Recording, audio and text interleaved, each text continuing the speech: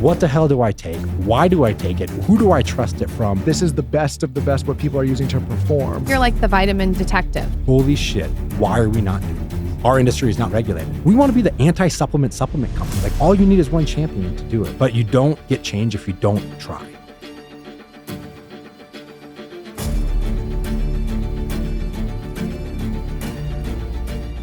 Welcome to the show. This has been a long time coming. We've been talking for a while now. I have been a big fan of your products, of your company. I'm sure many others have been as well.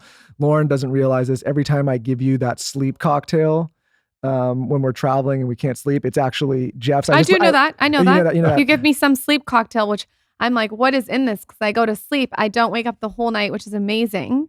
I don't even wake up to go to the bathroom. And then I wake up so fully rested. I'm obsessed with it. I don't know what it is. I thought it was a tranquilizer. Well, you should do it not only when you're traveling. Yeah, you we do it all night. the time. But when we're like when you're traveling, what I love about it so much is like you get all discombobulated in hotels and you get all messed up, especially in different time zones. Talking about jet lag. Yeah, and jet lag, and I just feel like it gets in. You need to prioritize in those moments. Yeah, yes. for sure.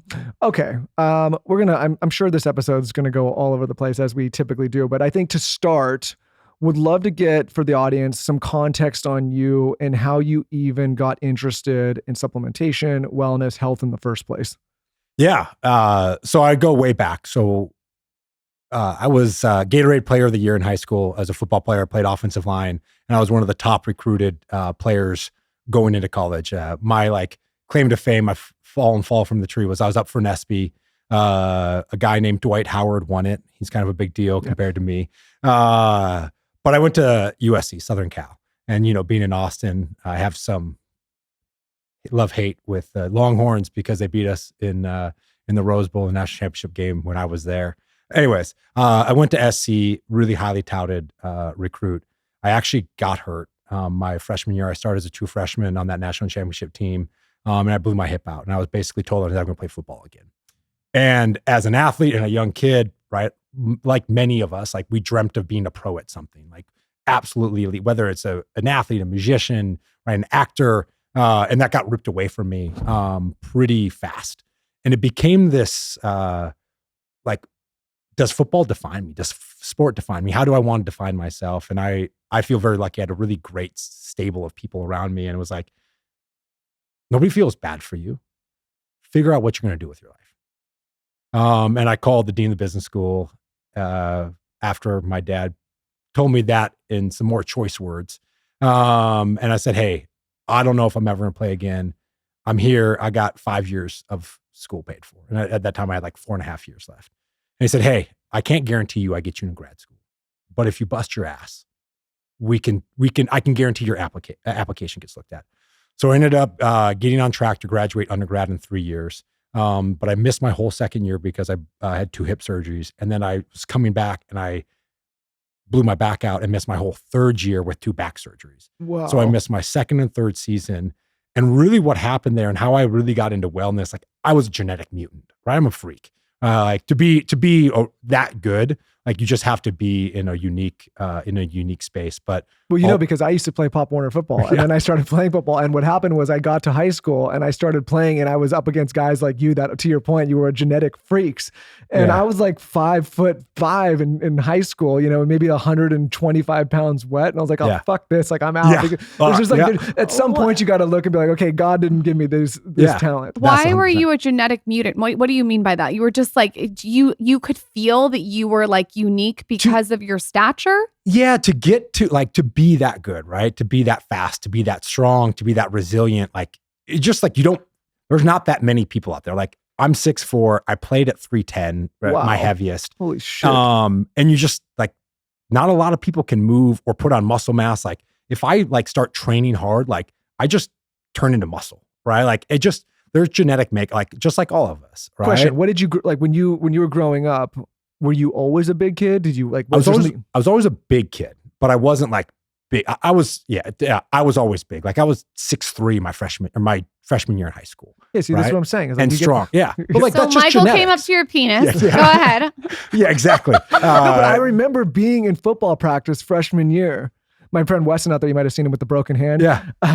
I got there and I'm like, dude, you're practicing with the older guys. And I'm like, they're just getting trucked by people your size. I'm like, oh, fuck, I'm out. Yeah, so anyway, so like, there's just like genetic, and then to stay healthy and to come back from injury and things like that, like you're just built differently. Like you have the right amount of balance, speed, power, all of these things. So anyways, and to get to the level I did, like you gotta have, I call it being a genetic mutant. It's got like, you gotta be born with it, right? Like because you're competing with how many other high school kids to get recruited to somewhere like SC. You still got to work your ass off, right? Sure. That doesn't, like, hard work is mandatory, but like you and I can work the same hard. You're never going to be 6'4" and 300 pounds and run a sub 5 second 40.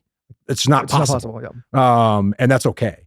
This is where self-awareness plays a big part in people's lives. So anyways, I had this devastating injury, and it really made me think what's important, and devastating injuries and like big setback. And as an athlete, or like as anything in life, when you dedicate so much to it, you let it define you a bit. And I had this big like hit in the face of like, who am I? Like, what am I here for? Like, that's why I ended up accelerating school, and I ended up getting in grad school. I graduated on grad in 3 and got into Marshall School of Business as a 21-year-old, which is a whole nother story, another podcast. But I also, during that time, became really close with the med staff, with the PTs, the strength coaches, all of these experts. Because they were helping you recover? Because they were helping me. And I realized that if I wanted to continue to do what I loved, I had to get close with the smart people in the room. It wasn't just enough to work hard and be a mutant anymore. It was like, okay, well, I got to really work on my mobility. How do I think about nutrition? Right? I was doing sleep in college as a college kid. It was like, I was starting to track my sleep when I was like 20, right? What year was this? This was 2006, right? Before any of, like, sleep didn't get cool till like a decade ago. Yeah, it was actually not cool. It was actually not cool. Exactly. But I like diet, nutrition, right? How I trained, like, and when I trained, and like when I went to school and all of these things. Anyway, so I got really nerdy into it. And part of it was just, I just became friends with like the top performance doc at USC. And then when I got into the NFL, I was friends with the dietitian and the strength coaches and the data scientist. And it was just like, how do you get nuance, and what should I be doing? Why should I be doing it? And just like this constant iteration, but realizing that for me, I was still incredibly talented, but I wasn't the best of the best. I needed to find, how do I do the little things to optimize what's really important? And that really led me into this, right? Health, wellness optimization. And when I retired, I walked into this black hole of what is the market, right? What the hell do I take? Why do I take it? Who do I trust it from? I was used to being around the best minds in the world. And it's like, I want to do X better. And they would create a protocol. They would talk about behaviors, and they would tailor it to me. And then also they would just give me the best products in the world, or like, you wouldn't buy them. And so when I walked out, and like, I'm like, whoa, I'm really scared about my brain, right? Like, I still like to perform. And then you just like start Googling shit. And Google and your buddies are like equally dangerous, right? They're black holes. They don't give good advice. It's like going into GNC and being like, hey, what protein should I buy? Not going to get the best one, right? And that's what I realized. And then I just started like this never ending nerd out of like curiosity in there. And that's pretty much what led to what is Momentous now. I mean, about 10 years of like me joining an early stage biotech, really kind of getting right physiology, hard knocks, how the body works, right? The underlying entity behind Momentous came out of that biotech, a really interesting science tech that was funded by the Department of Defense. But it really got me into the space thinking about what are the pillars and the cornerstones, and working with experts and really understanding, hey, there's a huge gap. And that gap was what I saw. I didn't know where to go, who to use. And I didn't associate with the best brands out there. It was like, I want a partner to help me on my journey. I don't want a pharmaceutical type brand. Sure. And I don't want a bro science brand, because that's not I'm not a meathead anymore. You mentioned, though, I know you said it's another podcast, but you did mention something about Marshall Business School. I know it's a super hard school to get into. And it seems like a lot of this is not just only built on your story. It's built on the fact that you have a business mind. I would love to hear, because we have a lot of people who are into the business side, how that has also shaped you being the CEO of this. Yeah. So to start with, I have a co-founder, and she is the genius one. That's what Smart every guy. man, smart Yeah, man. there you go. She's right. I will say like we have a really unique role. Like I am the visionary, right? Big idea, growth, innovator, and like this crazy connector. And she came from McKinsey and Company, which is like the proving ground for badass people in business. And she's what we call the integrator, right? She like runs the day to day, like make sure the engine and the train shows up on time and those things. And I get to go out and do the crazy big things and really think about product formulations and iterations and who are we working with and go to Congress and do these crazy things. But she is the true like business mind. Like I got my MBA. I love business and I have good business acumen, but I'm like, that's not my skill set. Like I went from the NFL where I played for 4 years and I jumped into early stage biotech and like learned business hard knocks and then started this company with her. And we were both at the biotech together and we just kind of like I'm a galvanizer. Like I'm super passionate about what we do and I nerd out in it. And like we gravitated towards what we both were really good at because we know you can't do both at the same time. Like you always need somebody like running, operating, thinking it. Then you need somebody who's incredibly passionate building. How are you getting these big outside wins, like outside shots on goal? Anyways, so it sounds like you have both counterparts, which is so important to running a business. What are the pillars that you guys really adhere to? Because this is a unique supplement brand. Yeah, I would say, so when we started the company, we weren't in the supplement space. So our vision was to be the next great high performance company. And whatever the hell that means. And when right? you define high performance, how do you, when you guys thought about your ideal customer, like what does that profile look like? Yeah, it's definitely evolved over time. And now we've definitely evolved and minimized like high performance because it doesn't resonate with everybody. Like Sure. when I think about high performance, I'm like, you're right, like longevity, right? Like how do I perform in my day? Like I care about performance and I want to be the best every single day. I want to win every call I'm on. I want to win every meeting. And that's performance.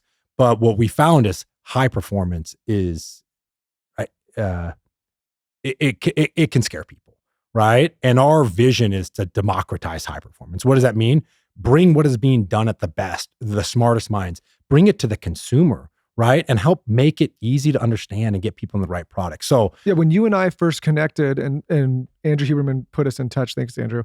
And what really resonated with me was we were talking and you shared like, listen, this is the kind of stuff that some of the best performers, whether it's in athletics or in business, would have access to that maybe most people don't know about or don't have access to themselves. And I think like what hooked me on was like, okay, if this is the best of the best, what people are using to perform, whether that's for longevity or in a sport or, for whatever they're doing, I think like that's what got me super interested and we're going to get into that. But I think it's to your point, like I am from that same generation where you walked into a GNC and grabbed like a Cyto gainer and a muscle milk and like Fruity Pebbles flavored. Whatever it was. And like you just assume because it's there that's the stuff you should be taking. Yeah. I am someone who travels a lot and I'm constantly trying to be healthy when I travel, but it is a struggle.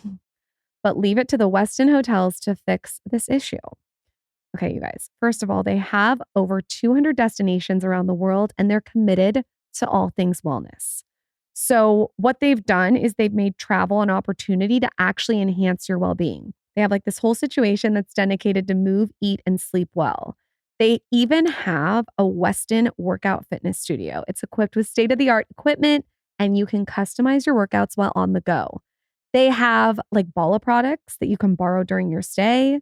They really thought of everything. You can do your own thing in your guest room with workout and recovery gear. It's all available on demand through Westin's gear lending program.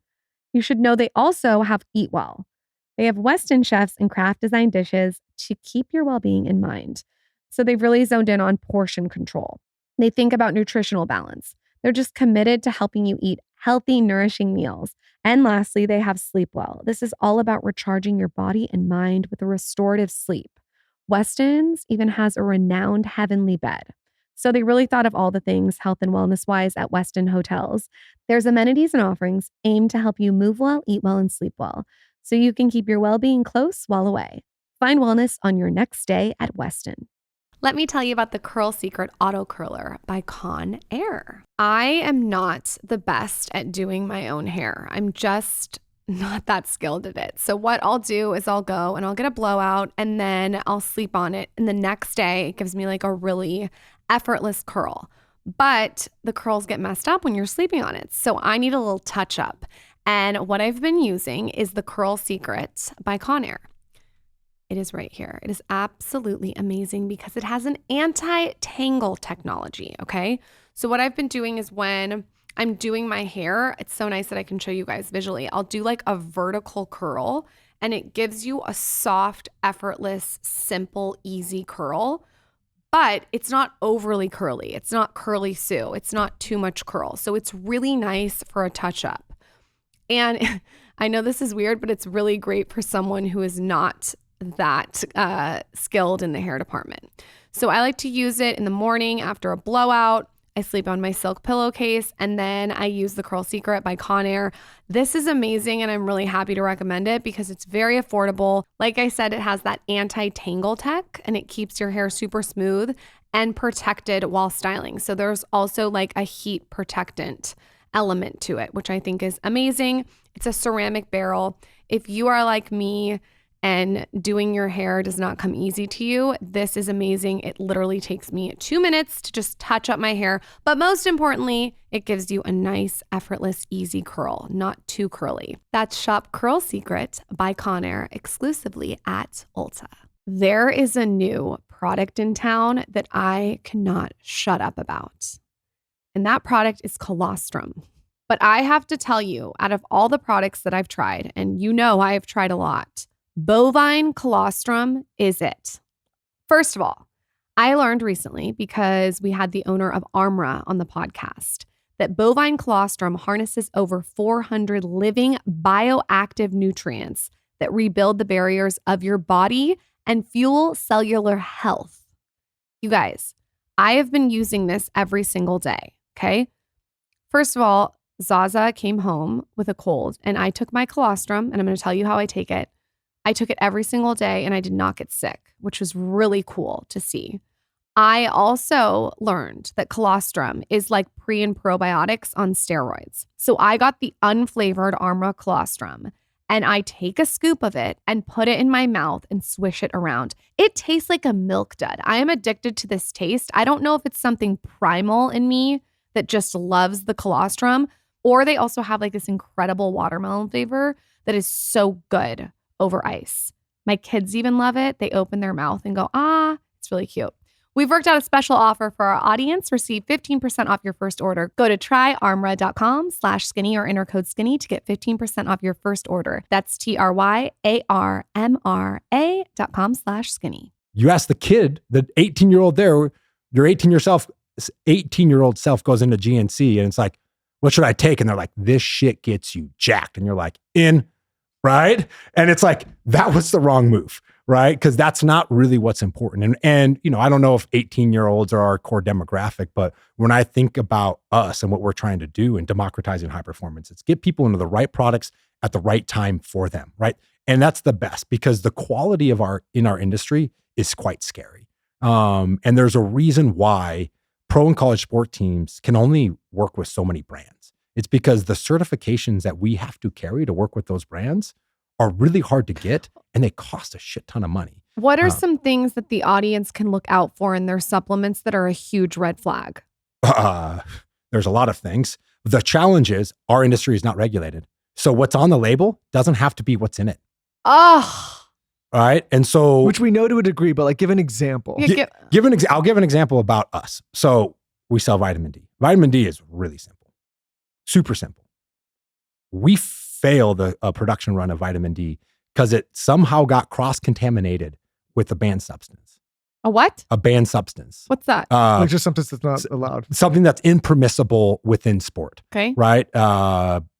Anyways, so what we do with that production run, it goes into a dumpster because we can't market it based upon our certifications and our product standards because that supplement, that vitamin D, the most simplest of like vitamin D is super basic. Why is it so simple? Just as an it's just vitamin D, but like it came in cross contamination. Like there's no way vitamin D should do that.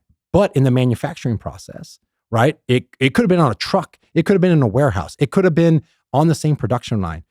but it failed. And what we have to do is we have to dumpster it because of our certifications. Most brands don't certify anything or even test it, right? And there are 2 certifications that pro and college sports can use. One is called NSF. The other one's called Informed Sport and Informed Choice. These 2 logos. Right? On Those the 2 logos on the package. And basically, they don't only test for banned substances. They test for actual what is in the product is supposed to be in it. So banned substance, like there's whatever, 250 banned substances by the Olympic standards and pro sports that you can't take. And if you take, you test positive for a drug test and you miss out on seasons. Me as a consumer, don't want to take banned substances unless I'm knowingly taking banned substances to increase whatever I want, right? And then number 2 is, if it says it has 20 grams of protein in it, I want it to have 20 grams of protein in it, not 16 or 26. And that is not regulated either in our space. And so what we do is we also have label claim accuracy. So we've actually have things that come out of spec. And what we have to do is we have to apply to get our labels changed to meet those specs. So like if we're like in a hydration product, if we had too much sodium, we'd have to change the label to be accurate. And there are great brands out there that do that, right? That follow this, but not that many. And just because we say because a brand says they're third-party certified, that could mean like you have somebody come in and make sure you don't have rats in your facility, right? That could be third-party certified, but like these 2 governing bodies are incredibly important. Because this is what's regulating all college sports or professional sports. And so they have to, Olympics, and they have to measure that to make sure that everything's on an equal playing field. But let's say someone at home does have a huge vitamin cabinet of all different things. Is there anything that they can turn the label over and look for that you have seen in a lot of vitamins that you're like, this is bullshit? Because I feel like you're like the vitamin detective. I don't know if I'm the vitamin detective. I think the challenge is when you think about vitamins and supplements, like to get 80% of the value, you don't have to do only 20% of the vitamins and supplements matter, right? And then to get that last 20%, it's so dialed and so specific, but the impact is so low. So what we definitely do as Americans and society is, it's like, oh, let's just take the kitchen sink and then we don't do anything, right? Because like, oh, I took 20 pills today, that's too many, and then you fall off. Whereas really there's like 5 things that matter to all of us. And then we should optimize around 1 or 2 other areas, not like take the kitchen sink. So I would say some of the things that were like sucralose is the devil. We know that, right? And that's not going to be in any of your encapsulations, your pills. But sucralose is really, really bad, right? And we know that there's a ton of things. Huberman talks about all the but it's found a lot in powders, right? Gels, drinks, etc. Right? Fake sugar, fake sweetener. So if you see sucralose on the label, you should probably stay away from it, right? And some sucralose is okay, but like be smart on that.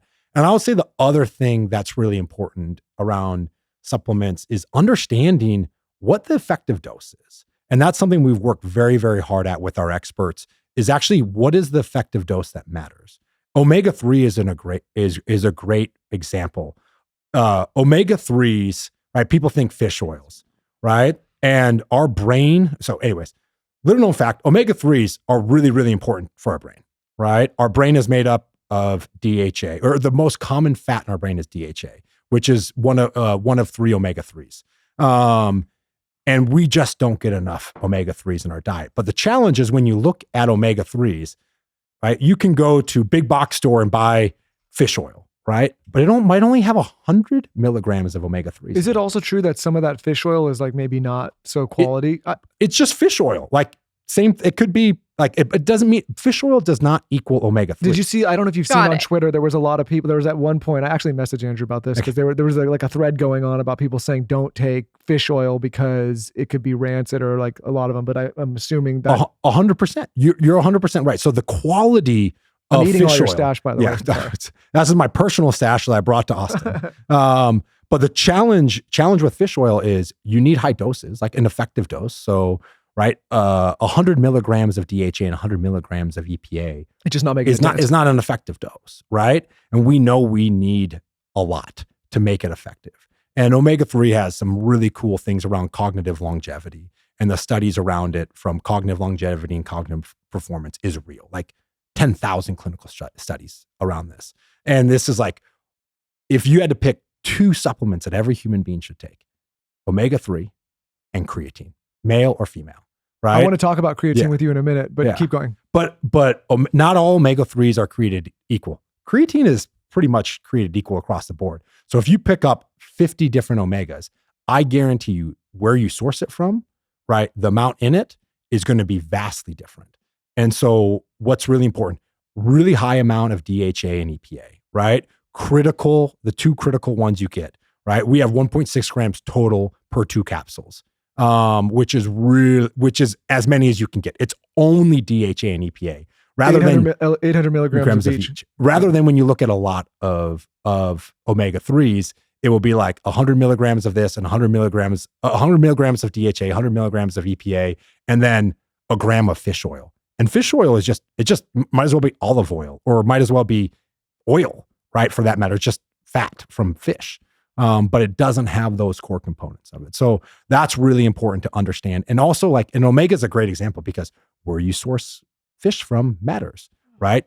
Mercury content, heavy metals, is it sustainable? There's like a lot of really important things, but people don't think about that. And the quality of fish oil is very, very different. Now, when you talk about the quality of vitamin D, not that different. Right? Vitamin D is essentially a commodity. I'm buying the fuck out of your omegas because I'm thinking about the omega I take right now, and it's like, we have this omega.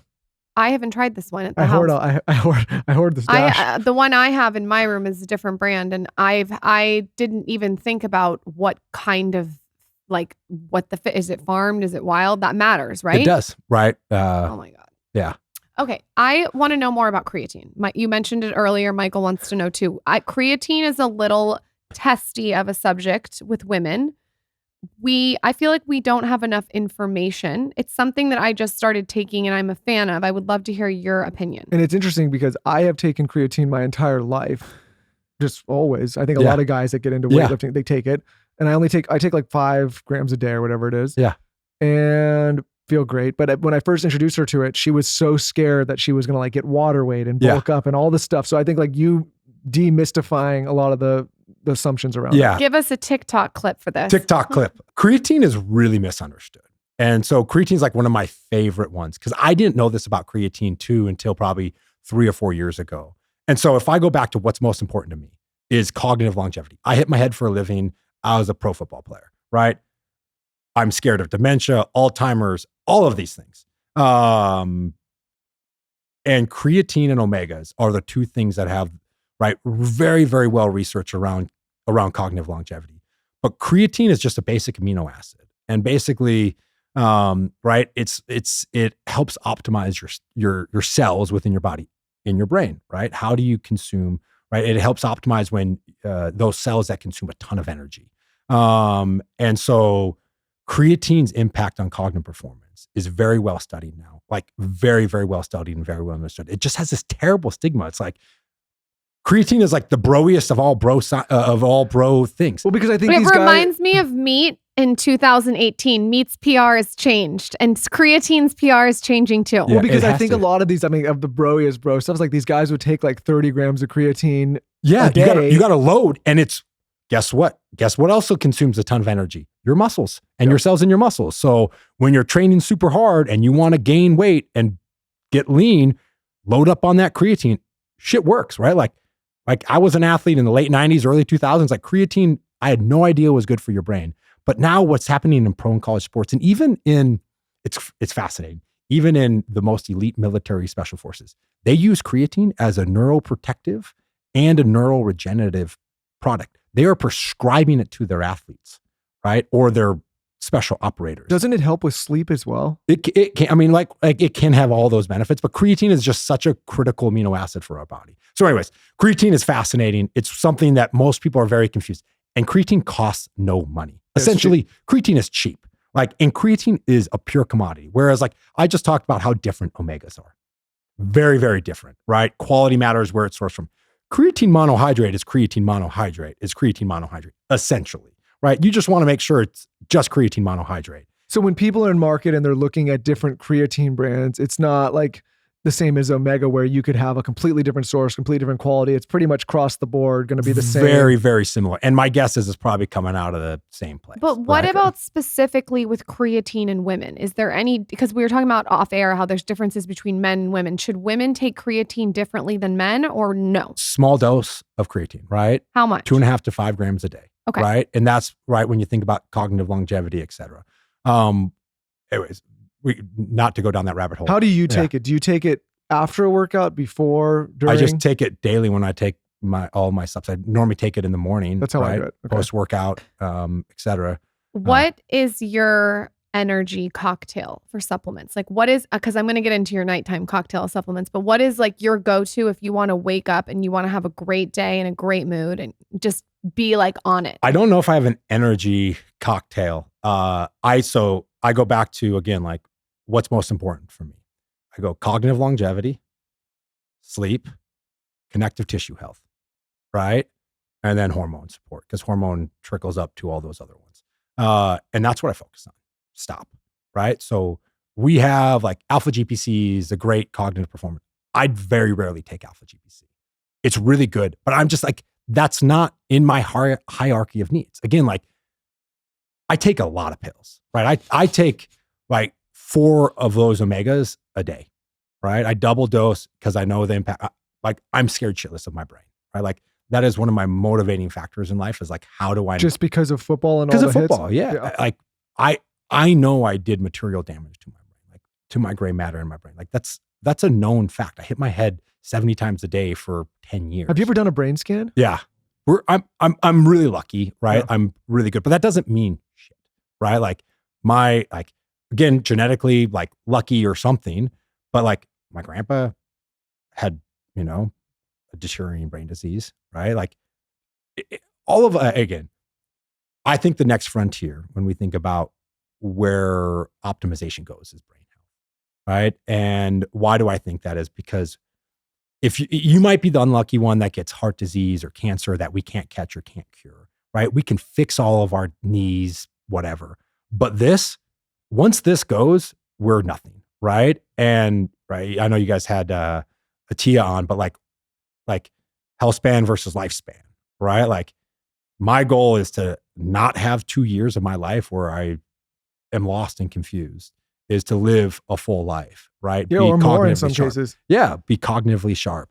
Anyway, so that's my hierarchy. So what do I take for energy? Like I drink a cup of coffee in the morning, realistically. And then, but my stack is I'm habitual on creatine omegas. If I don't do anything else, those are the 2 things I do. If I travel and I forget that shit, I'll go buy stuff at the store, not my stuff. Like now I'm in my head, right? It's like, I care so much about that, right? Number two thing I always do. I always do our sleep stack, right? Not always, pretty religiously. And we every night though? Pretty much, yeah. Magnesium, L-theanine, and apigenin. There is really no excuse when it comes to working out because there's so many options now at the tip of your fingers. And Allo Moves is one of them. Allo Moves is a streaming on-demand wellness platform. It features yoga practices, fitness routines, meditation sessions, and so much more from one of all of our favorite brands, Allo Yoga. I am a big fan of their Pilates classes. I find it so easy to integrate it into my day if I'm having a busy day but want to get a workout in. But I also really like their guided meditations because there's one that's a sound bath. And it's so relaxing and nice.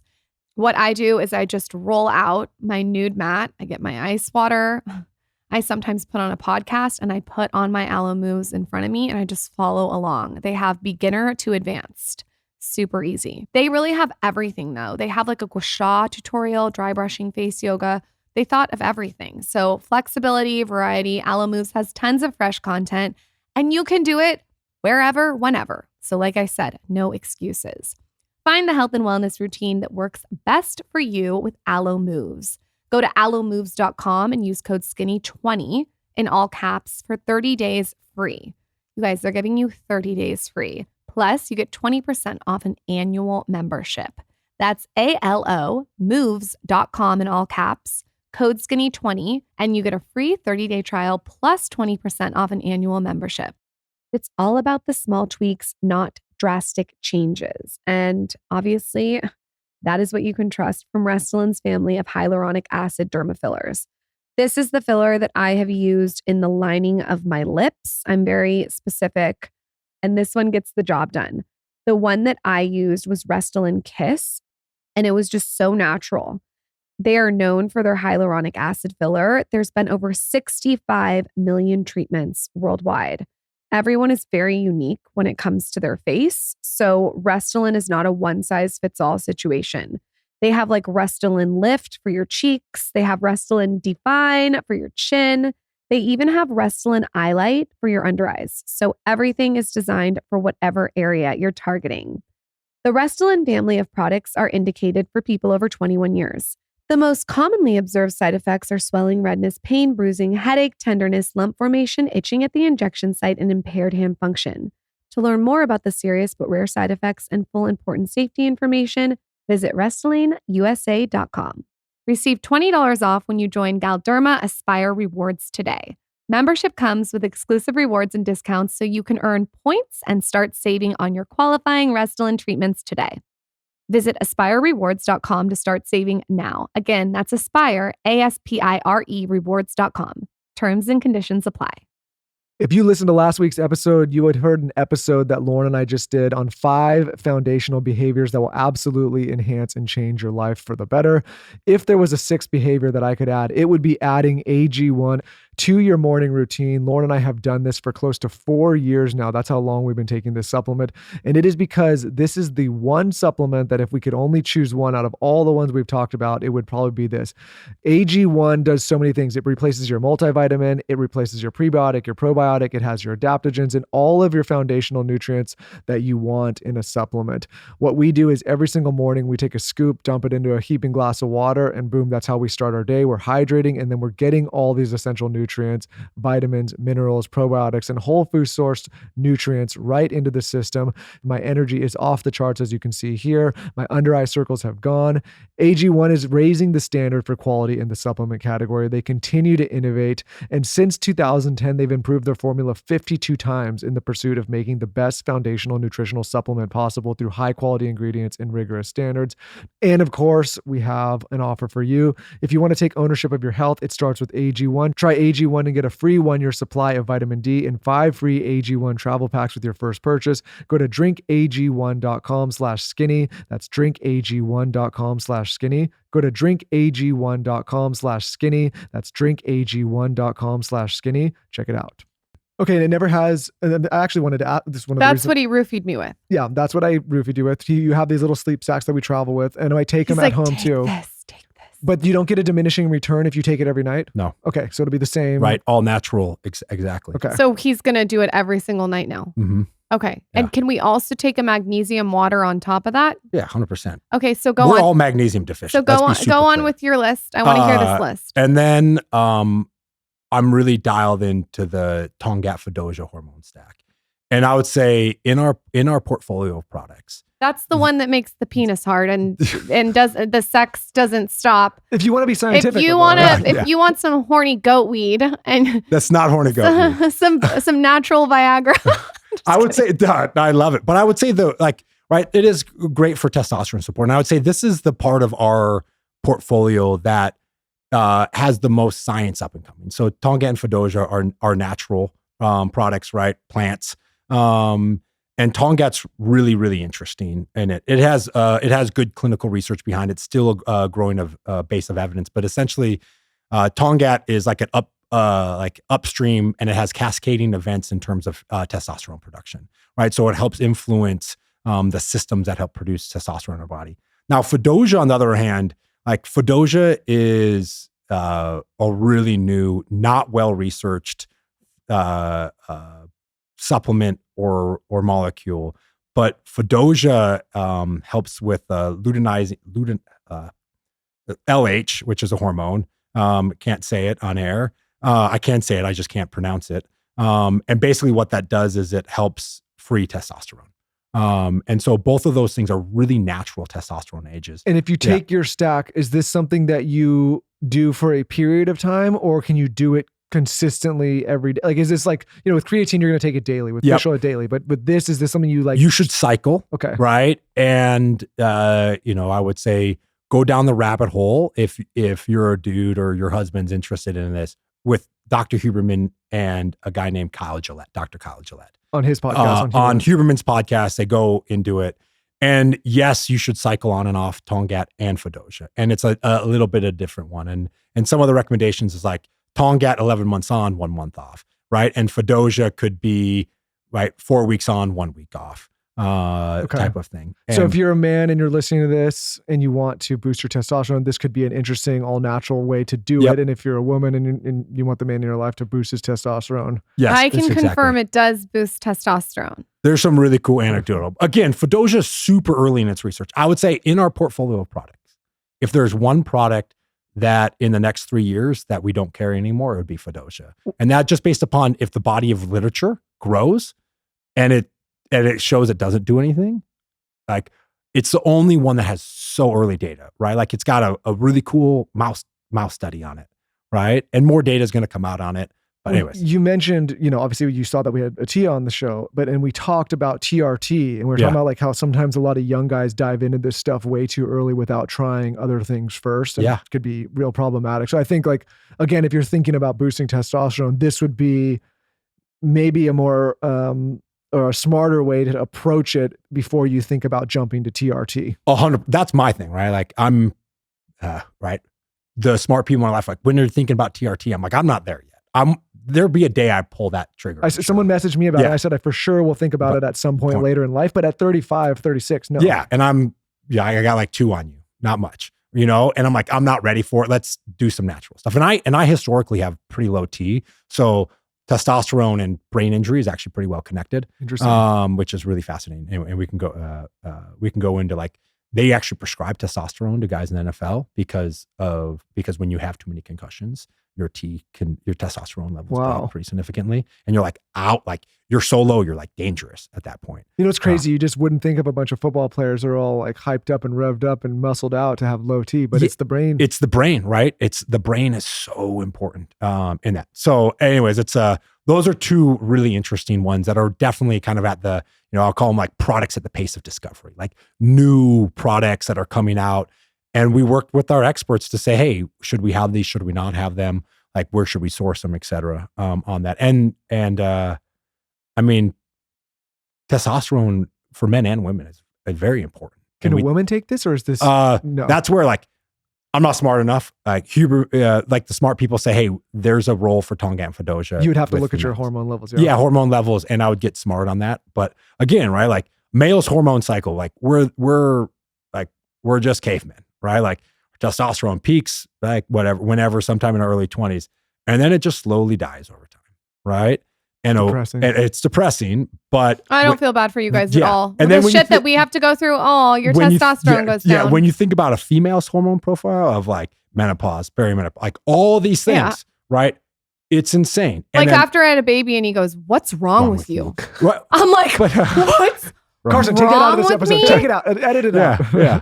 But when you think about, right? So if you're naturally naturally have a cycle, like your hormone, you have 4 phases a month. Whereas like our testosterone doesn't change significantly in the course of 3 years, probably. Yeah. Right. And they were talking about 4 different periods in a month for a female. Plus then you have like, right, all of the crazy things that happen, childbirth, breastfeeding. Well, are you on, right? Anyways, I'm lucky to be around really smart women in this, but really smart experts in women's performance. And we as a society are just starting to begin to understand how female hormones and cycles and whether they're on birth control or not play into the interactions on everything, right? Like our bodies, males are super simple, right? Because our hormone profile is pretty consistent.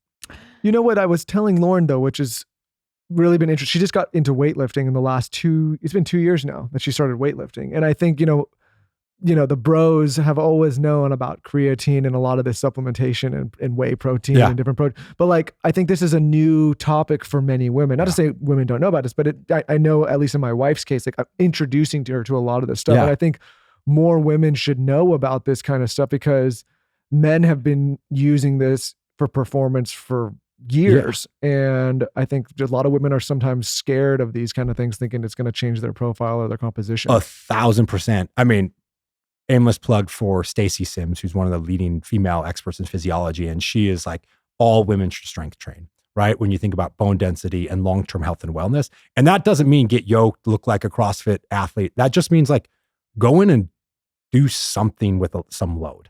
Right. And that's not my goal to get yoked. Yeah. All I've seen since weightlifting, and I do it 4 to 5 times a week for the last 2 years, is my body composition has completely shrunk. Like my clothes fit differently. I feel different when I carry myself. I feel stronger in my body, but everything feels small. It feels like a shrunk wrap me. Yeah. So that's why I'm like always talking about it on the podcast, because I think that so many women have heard bad PR for weightlifting. And it's really incredible, I think.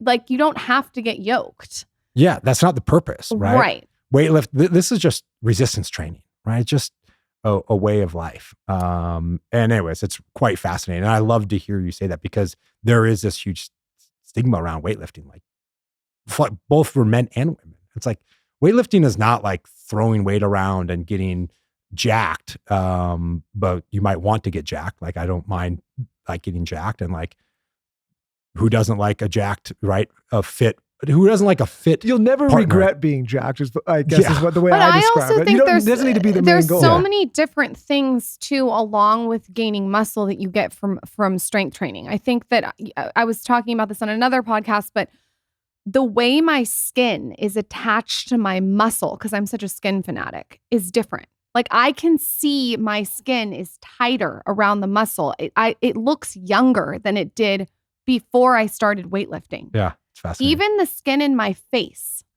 it looks like glowier and tighter from building muscle. I know that sounds nuts, but skin is like what I do. So that's something that I've noticed. And I look at, one of my really good friends, Kim Kelly. She is huge into weights, and I think she's like 50. But the way that she looks is her skin is just tight around the muscle. I can't explain it. Yeah. And I think a lot of women don't realize that there's so many other benefits. The serotonin, or I don't even know if it's dopamine boost that you get. I'll walk in and be having a really bad day, and I'll lift weights, and it like diffuses the bad mood. Yeah. I would like to talk about something that I feel like you're the perfect person to ask. I had a girlfriend that got in a car accident, and she had a traumatic brain injury. And she got severe depression. And the problem with it was she looked normal. She looked fine from the outside, but she had this crippling, almost suicidal depression. Yeah. And everyone kind of dismissed her, because they're like, well, you look fine, like kind of get over it. I don't think people realize the effect that traumatic brain injury has on depression and anxiety. Yes, is the answer. I had a really smart person when I was playing the NFL. And one of the reasons why I walked away from the game was basically said, hey, son, everything underneath the chin, that's carpentry. We fix that shit with hammers and nails. Everything above the brain, we don't even know. Oh, everything above the chin, we don't even know about, right? Like, he's like, that's like, like warp speed shit, right? And so, and this was a decade ago, but to say like, we still don't really understand how the brain works. And what we know and what we've learned in that last decade, right? These great professional football players, and right, the suicide rate of special operators, all of these people, they're not killing themselves because they're not high achieving human beings. They're doing it because their wires got screwed up from traumatic brain injury, whether it's a car accident, getting blown up in Iraq, or taking a big hit, right? It's all the same. And so I think there's so much, there's not a lot of great information out there, and we're still learning so much about what it is. Like, so I have 3 boys, and my middle boy in this winter had gotten in a really bad ski accident and was unconscious, unresponsive on the mountain, and had terrifying. He's totally fine, but had a traumatic brain injury, and we spent 7 days in the hospital with him. I am incredibly lucky, because I have people like Dr. Huberman and other incredible minds that are neuroscientists that focus on this, that are treating, right, the super secret people in the military and how they do deal with TBI. And I just called them and said, what should I be doing? And like we talked about omegas and creatine. Is it okay for a 6-year-old? Why? Right. And I'm sitting here and like the top neurosurgeon or whatever at the hospital or he had no idea that there was this research on it. And basically I was like, hey, I'm going to start giving my boy omegas. This was like day 2 in the hospital, right? And low doses of creatine. And he's like, why would you do this? There's no data on it. Which is scary in itself, not to throw shade at that guy, but that's kind of alarming as well. It is alarming, but that's not how they're trained, right? Like he's trained to cut open a kid's brain. He's a pediatric neurosurgeon, right? He's trained to cut open a brain and like release swelling on a brain, right? But when you think about like those 2 little things, and he went home and he came back the next morning, he's like, I had no idea that there was this much research on here. And it's like, creatine omegas do no harm, right? And it's like, those are the types of things like to your friend of like, you just want to understand what are the really like low cost, do no harm, easy things to do that could potentially help, right? And it's like, hey, take a cold shower for 5 minutes a day. If that helped your friend, she should do it, right? Not saying that does, right? But there are things that are out there that are super simple, but they're not well known, and we're still learning about the brain. But the brain, right? You mentioned your friend with traumatic brain injury. That's what I'm scared of, right? Because I didn't have one major event. I had thousands of small events, right? And when we think about how many of our great, right, men and women who serve our country are committing suicide, that's because they're a psychological disorder. That's a wiring disorder, right? That's because their wires got pinched, shut off, changed. They have swelling, whatever that may be on the brain. We know that to be true. And so I think where I'm really passionate about going, and one of the things that I want to do the most advocacy around is long-term brain health. I would love to develop a product with some of the smartest people that just touches that space, because I think it's the next phase. We talked about this. Like, our bodies are gonna outlive us, right? Unless we figure out how to make this go longer. We were talking off air, and I don't know if you can even share this, but we were asking where you were coming from. You said DC and that you were doing something or speaking to Congress. Yeah. Is that around this kind of subject? Yeah. So we've won 10 government innovation contracts now, and Momentous has. Okay. And these That's are awesome. around optimization and performance, both physical, cognitive, et cetera. And because of that, we've really garnered a lot of respect within the government. We're really one of the only companies in the space doing that. And we're doing clinical research and actively trying to develop new innovative products in our space, or clinically validating existing ones for different use cases. And so some of what we learned in some of our work with the military is there needs to be a ton of advocacy work, and we need to change some policy. And so we took this approach this year of, hey, we want to go, because of our relationships with the DoD, we want to go share some of that with Congress and the Senate. And we got a huge reception, and we got invited to host a briefing on Capitol Hill about 4 months ago on traumatic brain injury. And we brought in an expert panel to talk about traumatic brain injury, supplementation, and other things that are being done. We brought in the top dietitians from the military to talk about what they're doing in SOCOM, because what happens in special operations is very different than what happens at the 101st Airborne, for example.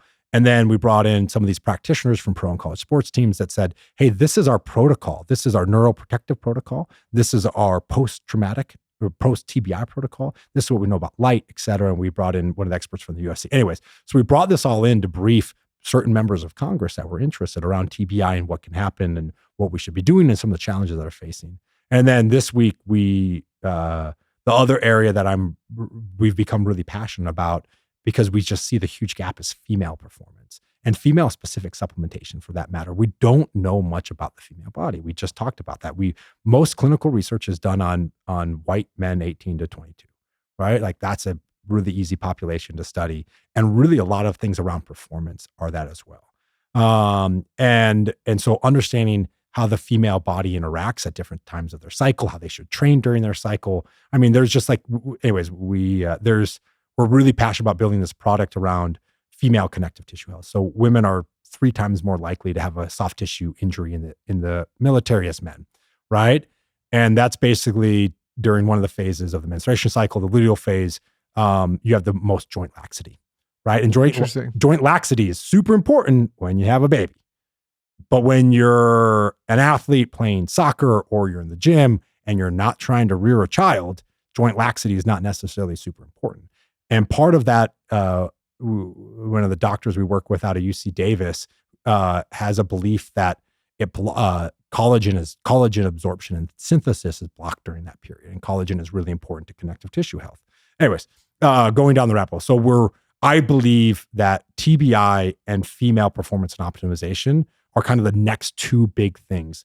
But we need policy to change, and we need some advocates in there to change how research dollars are invested, right? We need to change how we think about things, right? And how we think about easy solutions like an omega-3 for TBI. And how are we expecting, right, our military to be an effective force when we're counting on women to be an effective part of the military? Because we can't train women the same way we train men. Women and men can do the same thing, can do the same tasks, but they're going to get there in a different way, right? That's just like, we can't ask them to train the same. I don't get why that's like such a polarizing conversation. It's not polarizing, but it takes policy change to make it happen. Right. Right. And that's the thing of like, it needs to be talked about. And she's saying polarizing, like some people will take issue with saying that men and women can't be trained the same way, but you're saying well, I mean, to quote Dr. Stacey Sims, women are not small men, right? You don't have a penis. Like to be straight up. But right? I also think like, thank God I don't have a penis because I have other assets that I can use that you guys don't have. And I will also say, so I just don't get why the energy of like, it needs this equality thing. Like we're equal people. Like we're just not exact Our equal. physiology We have is different, not the same. you said we can get there, but it's got to be different ways. We have different superpowers. Yeah. I am grateful every day that you don't have a penis. Yeah. It's like something I am thankful It might be for. fun for a night. Yeah. But no, Jeez. There we go. I don't know if we're there yet. But I think, like a lot of this stuff, I mean, first, I think it's awesome what you guys are doing, but also like best of luck doing like all of it. Because I know how hard it is to implement small changes in big organizations. And now you're talking about a government entity and advocating for all this stuff, especially in a culture where, and I imagine like many people are frustrated with this, including yourself, where it's like you jump to the extreme fix before you get to the root cause of things. And I think that is, that has, from an industrious standpoint, gotten us very far. But I think from a health standpoint, it's not. But to me, right? Yes, it's hard and it's a big audacious goal, all of these things. But I think we're all called, right? You all have an amazing platform. We're all called to do good when we have, right, great power or great access. And one of the things that, right, I was just around people who gave back a lot growing up and just saw the impact you can have in communities and lives, and that little people can make big changes. And we have this incredible access and incredible platform. And some of it was like, we were just in the right room at the right time early on in this company where we got some government support, right? To like, we've received $4.5 million in federal funding, right? To do like, to help fund and build our company and build products. Like that's right. But also with that, like we need to give some back too. And we have this platform to go on. Like we want to be the anti-supplement company. Like we want to do things. Why can't we do advocacy work and be thought leaders in the space? We are. That's our goal, right? Like if we just want to sling some sups out of the back of our car, like we're doing a shitty job, right? Because we make high quality things that have high costs, right? We're premium and it's kind of complicated, right? If we wanted to make a lot of money, we would just sling low quality things, do really good branding and marketing, which our business is not great at quite yet. But that's not who we are. Like I believe, myself and my co-founder, I believe we're called to be able to make an impact in the world, and we can make money, make an impact, do good, inspire change. And you leave DC and it was like, all you need is one champion. You just need one congressional office or one congressional member to say, this is important. We did it on TBI. We found a senator that was like, holy shit, why are we not doing this? Right? Creatine costs like 30 cents a day. And he's like, 30 cents a day? And this could help protect people with TBI, our soldiers, our special operators. Why aren't we doing this? Like it's like more ammunition or more gasoline drips out of a fighter jet right? The cost of then the creatine. So it's like, all you need is one champion to do it, to make change, but you don't get change if you don't try, right? And we walked out yesterday and we had, whatever day it was, Tuesday, and we had some of the smartest women and men in this space in female performance and optimization. Like we had one of the first female rangers ever pass ranger school, which is like total badass. Like I want to be here when I grow up, right? Like she's been the first of almost everything she's done. But there are also people in there that were on day one of their journey. Like you have, like these people are the tip of the pointy spear. But what I'm proud of, we gave them a platform to communicate with really powerful people that create change, because excellence is built in silos. Change is built in ecosystems, right? And excellence will always be built in silos, right? And you got to break down those silos and build an ecosystem to create change.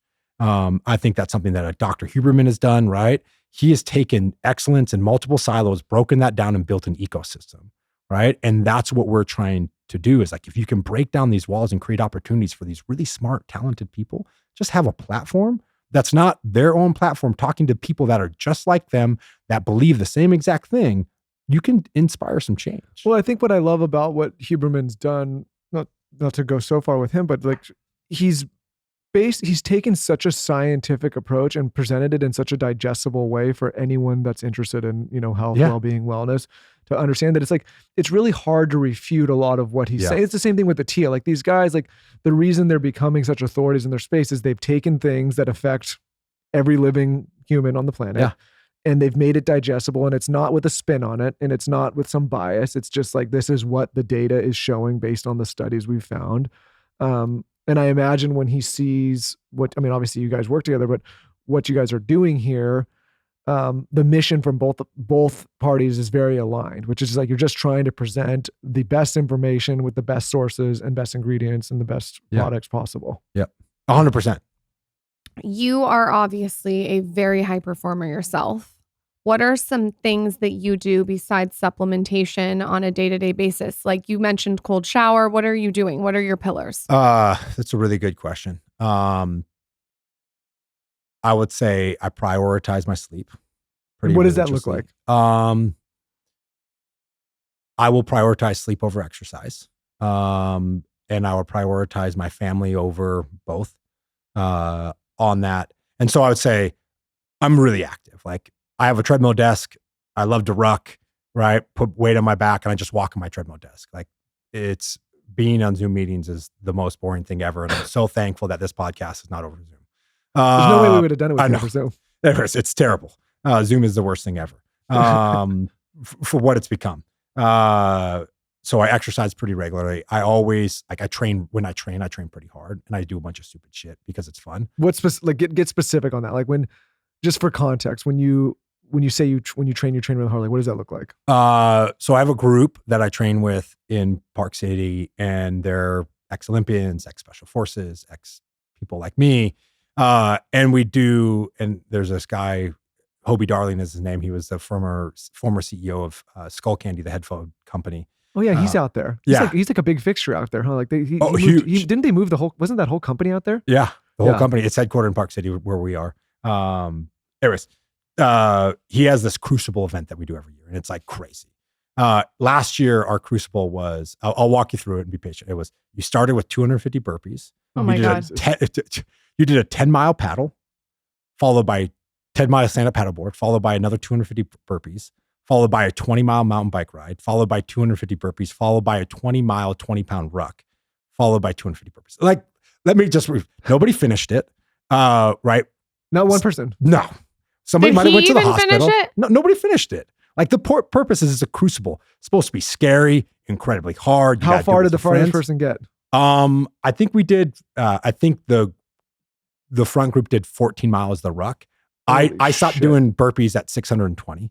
So like I was in the front group, but I was just like, I'm done with burpees. Also, I'm much larger than every other human being that does this.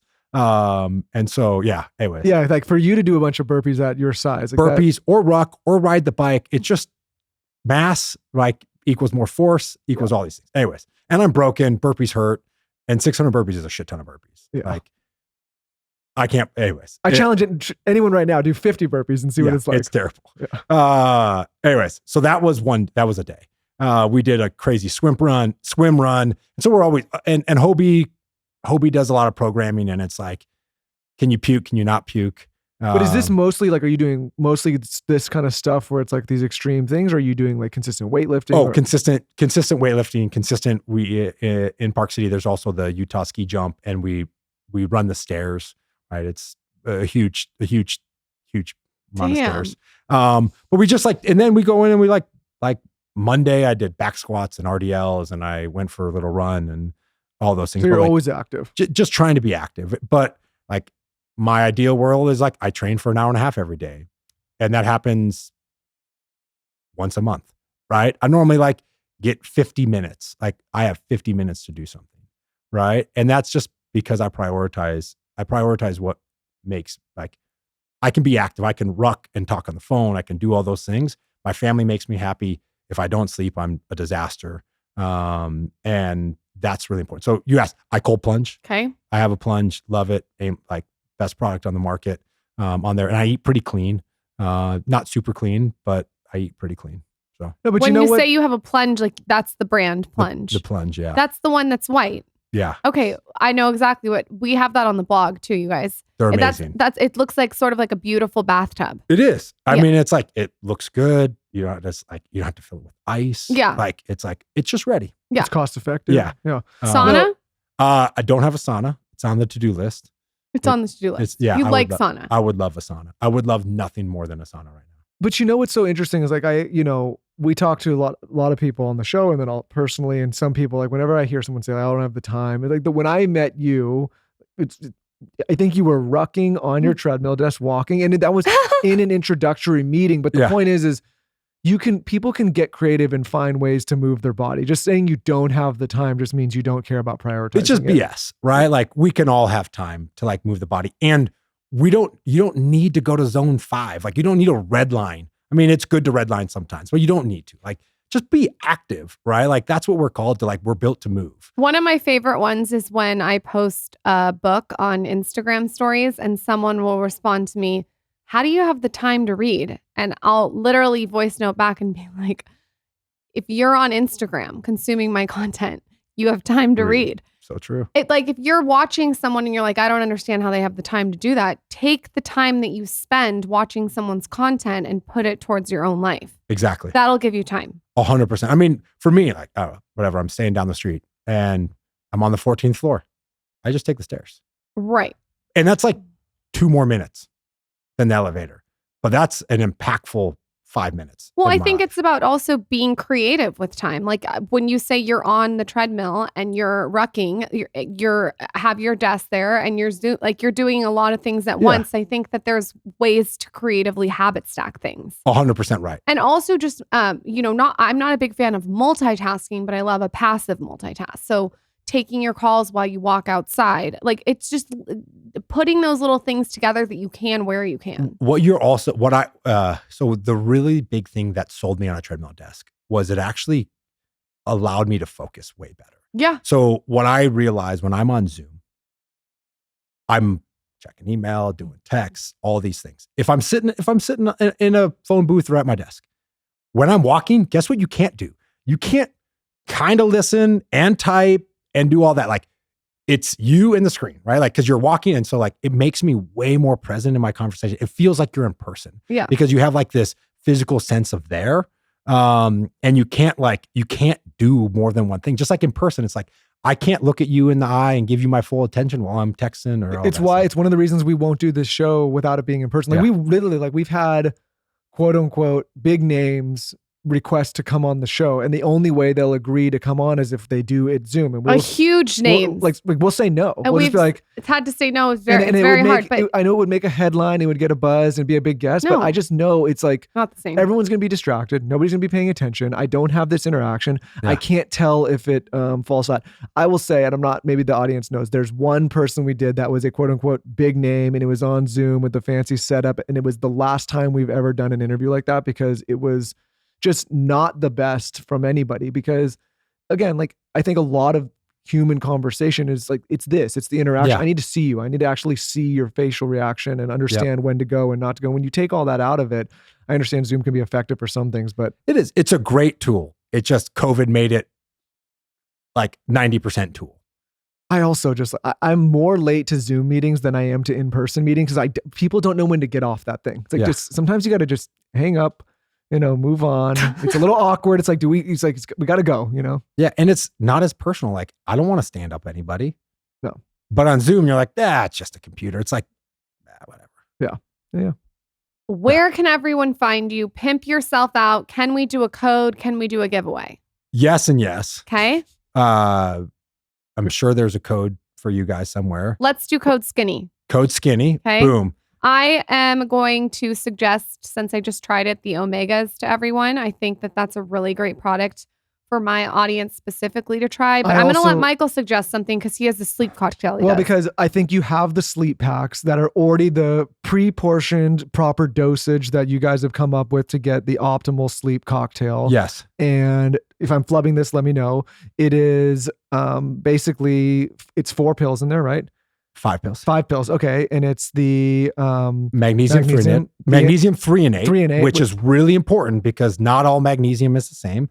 Magnesium threonate is the clinically validated form of magnesium to cross the blood-brain barrier, which is super important. Really and then quick, it's theanine, right? Yep. And apigenin. And that's it. That's it. So it's like, it's probably, is it 2 pills? It's of the 3 mags. 3 mags. 1 and 1. Yeah. And so if you take that, you're going to sleep like a baby. This to me is way better than, what's the product that everyone was taking? I don't even, it's gotten a bad name over the days. Calm? No. There was a thing that a lot of people thought that you take, but it would like wait. Melatonin. Yeah, melatonin, which I think people should know. Like, melatonin's not good. I do not like melatonin. I don't know how you feel about it. Yeah, melatonin, if used correctly, can be beneficial. So we have a product called Elite Sleep, and it has a very small dose of melatonin. It was designed with pro and college sports teams, and it was designed when you cross multiple time zones, right? So that's how they use it. Or when you need to prioritize sleep, because melatonin is a hormone, right? Very important to realize that. And messing with your own melatonin, you become dependent upon it. So that's why you got to be careful. That's why you have to be careful. But when you need to change your circadian rhythm and your body clock, it can be beneficial. But like, I don't like it is, unless you need to prioritize sleep that night. And it's like, I got a game tomorrow. I got something huge that I need to make sure I sleep. Melatonin's okay. Not habitual. Even though the data says it's non-habit forming at a low dose. No, that's why I had to stop, because I noticed that I was at one point when I was doing it, we were traveling a lot. I was like, I kind of was like taking it all the time, but with the sleep cocktail, you can take it all the time. Yeah, it's just 3 natural, right? Theanine comes from tea, apigenin comes from chamomile or grapefruit, and then magnesium threonate is just magnesium, just the most bioavailable form of magnesium for your brain. I then for the last thing, I know this is 2 things, but I think for the men out there or the women that are interested in this for their men, the Tongat and the Fedosia that you guys make, I think is best on the market. And if you're interested in boosting testosterone or experimenting before you jump to something like a TRT or whatever, I think 100%. We're the only brand that actually has third-party certifications of those 2 products too, which is super important. I love what you're doing. I think you're awesome. Thank you so much for coming on. I'm so glad Andrew connected that you guys. We'll do it again. Yeah. I hope that you give me a sleep cocktail every single night, and I'll expect it on my bedside. All right. Love it. Thank you.